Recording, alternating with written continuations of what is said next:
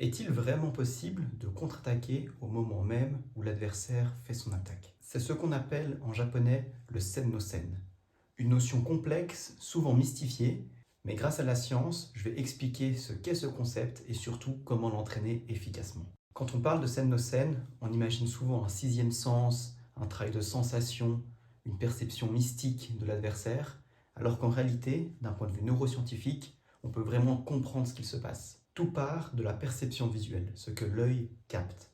Mais ce que l'œil perçoit, ce n'est pas simplement des images, c'est ce qu'on appelle des affordances. Une affordance, c'est un indice visuel auquel va être attachée une action à exécuter. Par exemple, une poignée de porte est une invitation à être abaissée. Les affordances sont donc des signaux visuels particuliers qui vont activer des neurones moteurs dans le cerveau juste à la perception du signal. C'est-à-dire que lorsque je vois la frappe arriver sur moi, j'ai déjà les neurones qui servent à faire l'esquive qui vont être préactivés afin de s'activer plus facilement lorsque je vais devoir réellement faire l'esquive.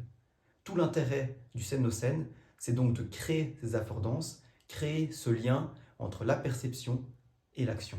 Il y a beaucoup d'indices visuels qui peuvent indiquer qu'une frappe va arriver. Une tension dans les épaules, un léger déplacement de son poids de corps, un mouvement du bras. Tous ces indices doivent être entraînés pour que l'œil apprenne à les repérer facilement. Mais attention, chaque frappe aura des indices visuels bien spécifiques. Quelqu'un qui frappe depuis une garde haute n'aura pas les mêmes indices visuels de quelqu'un qui frappe depuis une garde basse.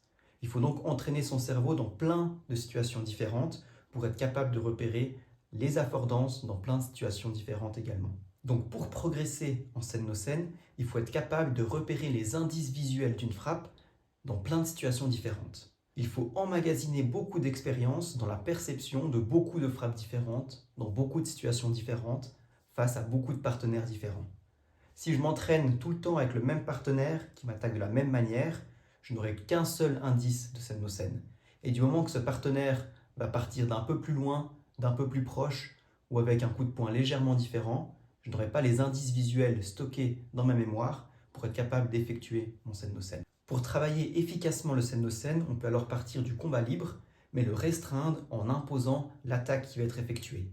Ce qui fait qu'on est libre dans le déplacement, dans le changement de rythme, dans le changement de niveau de l'attaque et dans le changement de la position de départ de l'attaque.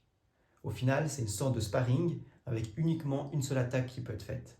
En conclusion, le sen-no-sen n'a rien de magique. C'est une vraie compétence qui découle d'un lien qui a été construit entre une perception et une action. Plus on expose son cerveau à des situations où il faut percevoir et agir, plus on va développer notre sen-no-sen. Merci d'avoir suivi cette première vidéo. Si cette approche scientifique des arts martiaux t'intéresse, n'hésite pas à t'abonner, à liker et à partager la vidéo.